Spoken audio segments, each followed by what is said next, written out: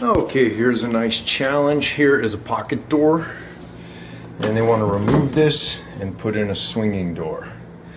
The sides of the wall on either side of the pocket door can actually be quite flimsy. So it would not be ideal to put the hinges here, although you can. It's best to put the hinges here. That's what we're going to do. But in either case, we still have to rebuild this jamb. So I'm going to score the stop with my razor knife, and then it should peel right off. The casing has to come off, and then this 1x comes out. And you see that'll leave us a nice surface to put in our new jamb legs. And now I need to take out the side pieces. And these are part of the frame for the pocket door.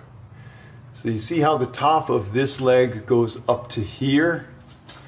And you can see how it's connected to this piece right here. Then I can pull this piece out. Now with that piece cut, I can get the Wonder Bar in there and see how that pries out. Do the same thing on the other side. Now that I have that wood off, you can see that the pocket door frame is actually kind of flimsy. These U-shaped metal channels on the end of the pocket door frame could have stayed in there, but I was afraid that when I nailed on the new jamb leg, the nail would hit those and just fly out and just cause a mess. So I just got rid of them.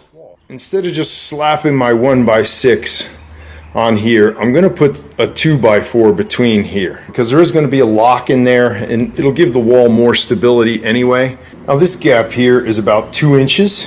So you see with these pieces of 2x4 ripped, I've got my 2 inches here, so I'll just nail these together and then I can put that thing in the gap. Now with those 1/2 inch strips nailed to my 2x4, see I can slide the whole thing in, and I can just spread these apart a little bit and slip it in. But what I do want to make sure is that everything is flush. That way the jamb will attach more effectively. So I'll pre-drill those, put in some 3-inch screws, and then we'll be ready to put on the jamb.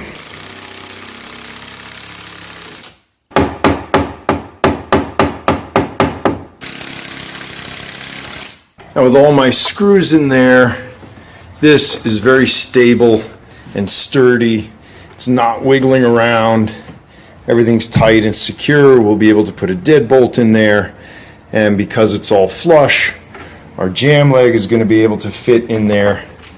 So I cut my piece of 1x6 so it has just enough room to tuck up underneath there. Before we continue with installing the jamb, I wanted to show you this. Same project, different home. I was able to rip a 2x4 and just fit it right into the pocket perfectly. And then I put 3-inch screws through the 1x4s on the side right into the 2x4 that I had cut, and it all fit perfectly and was very strong. It'll slide right in, and then down at the bottom it slides right into place. And again, I'm not worried about getting this thing plumb. I just want to get it lined up with the existing wall, and then I can nail it into place. I'm not worried about reinforcing this one because this is mostly cosmetic. It's not taking any significant force.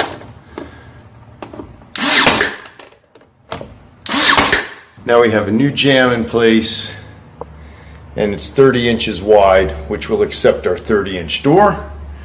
And we can put our casing back on, patch those holes, then we can start hanging the door. I'm not going to show you all the steps of hanging the door. That's all explained in the video linked how to install a door where there wasn't one before. We now have a working door where there wasn't one before.